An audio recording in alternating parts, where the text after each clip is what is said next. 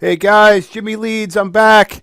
We're actually in my computer for this tutorial we're going to have here. We're going to go through the competitive analysis. This is actually video number 2 related to our series on competitive analysis. We're looking at the digital marketing attributes in this exercise. And, you can see here over to the left, I've got the different companies.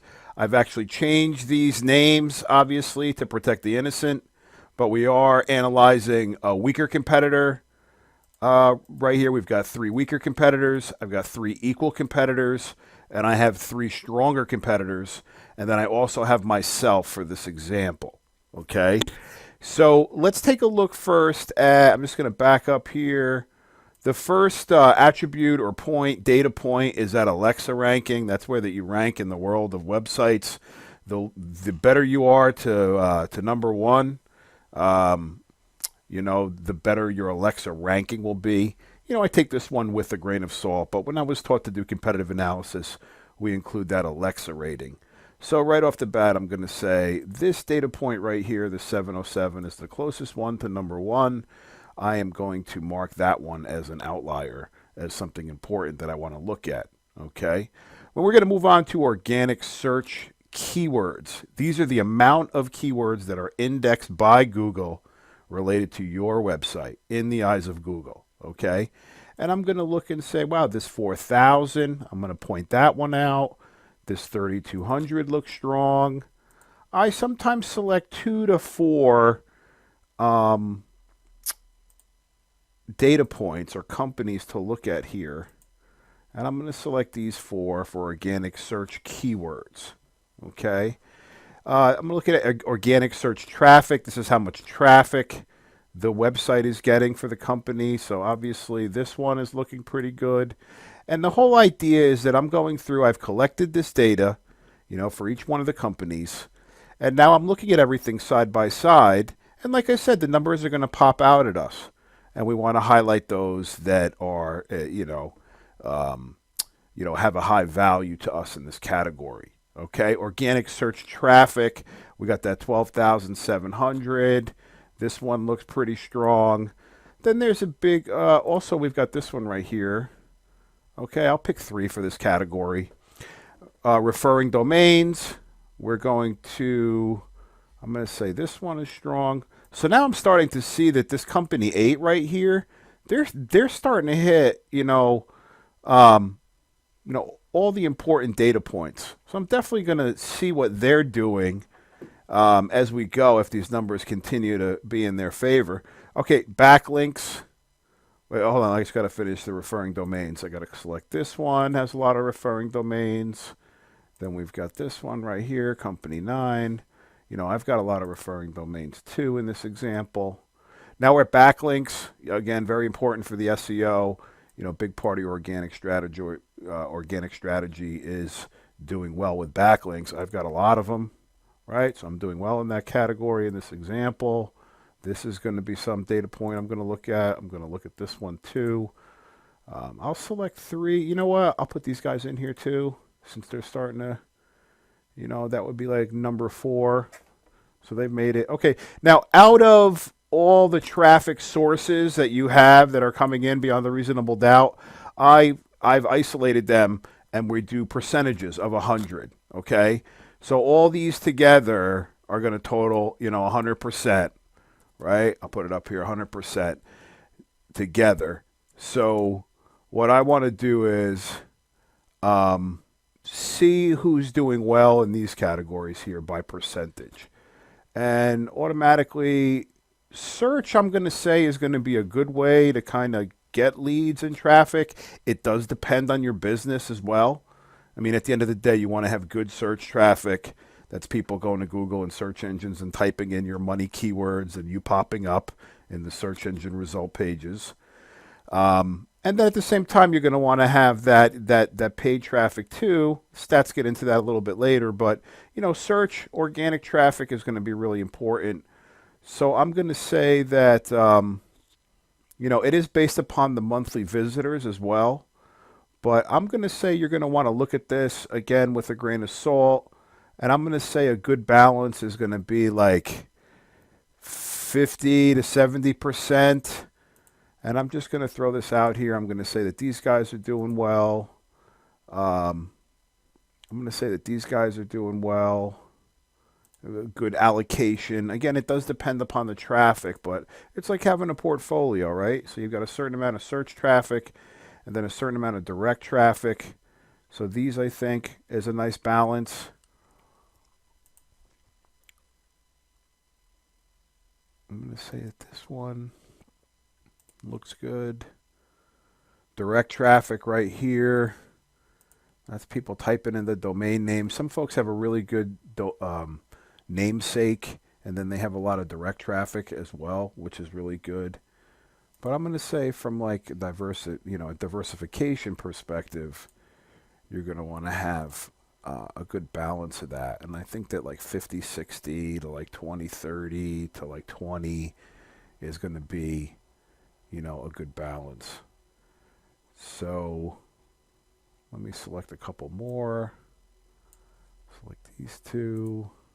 This is referral traffic, right? However, it is good to have, a good amount of referral traffic as well. So I'm going to look at this in the scope of everything and say that these are kind of coming out at me as being strong attributes. Okay, then we have Google Display here. There's only one guy doing Google Display, and that's Company 8. That's going to be banners. Not necessarily Google Display, but any type of real-time bidding or programmatic or banner distribution, display ads. That's what's going to pop up with that percentage. And then social media. These guys are doing that social media.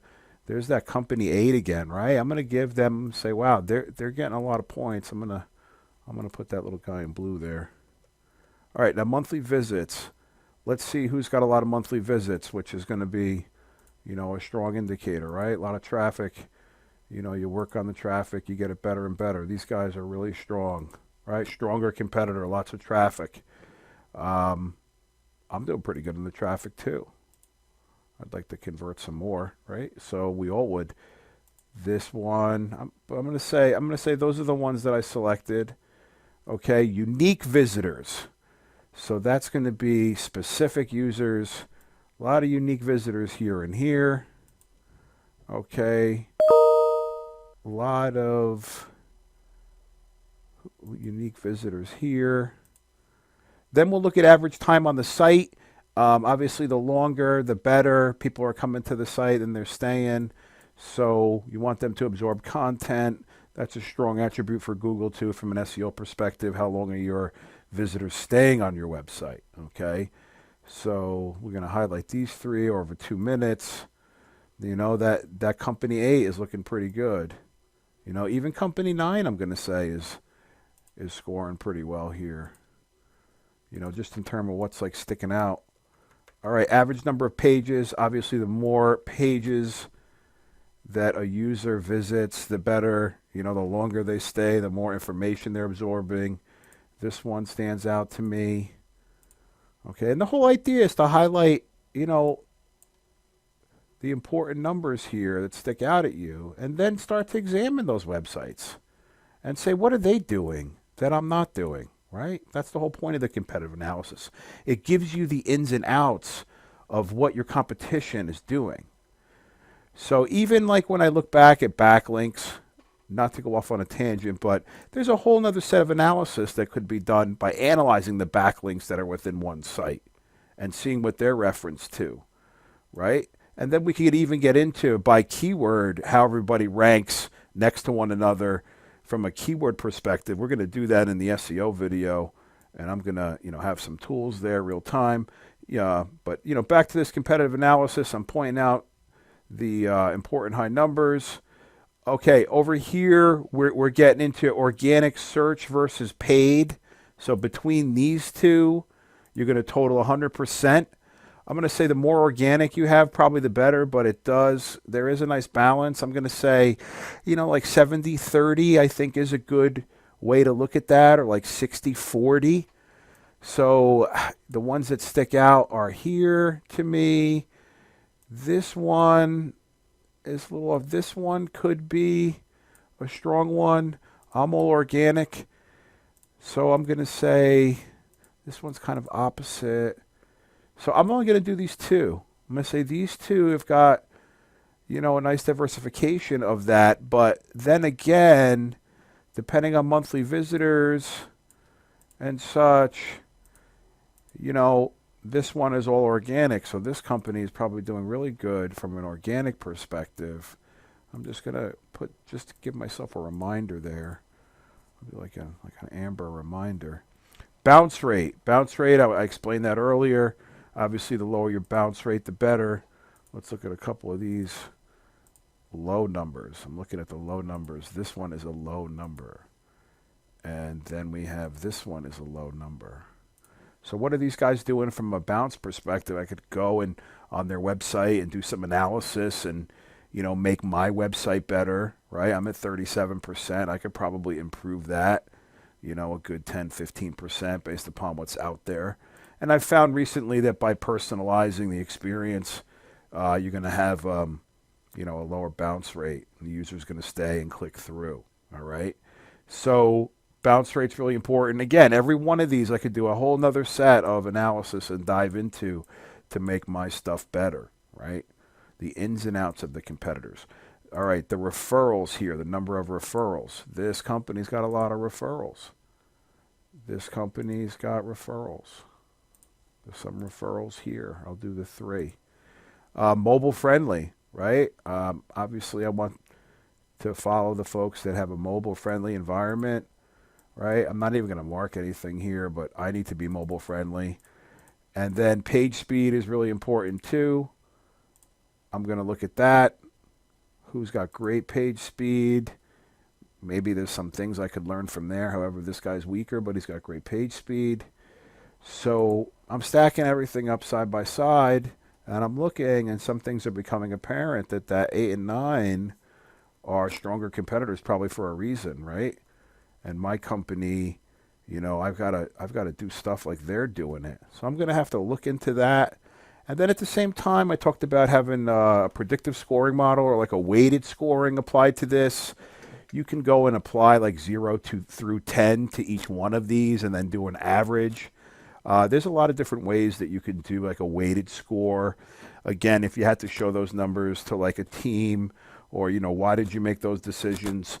Perhaps you would have this where you look at the important points of each category, but then you could even dig down like a little bit deeper and have some, you know, computation, you know, give you some type of weighted score. Again, hey, this is how I came to these numbers. So I plotted this out and then I looked and, you know, I developed this weighting score or this kind of A through F type of schema, and I've applied that. It's going to make you look intelligent with your competitive analysis. This competitive analysis is very important for our strategy, right? This is a real strategy video that we're talking about and how competitive analysis helps us make better decisions, helps us steer the ship better, okay? And as a result of doing competitive analysis, we can also take a step back and then refine our goals.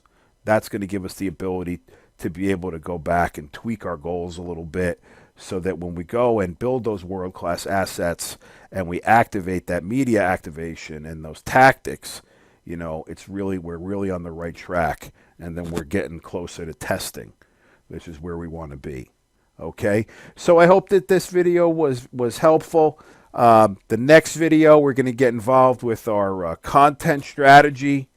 We're going to be looking at that, and you know, I'm going to be spelling that out for us, the best way to take control of your content strategy, the ins and outs of that. And I'm Jimmy Leeds. This is my channel, but this is our experience. Make sure to leave a comment. I'll see you next time. Thank you.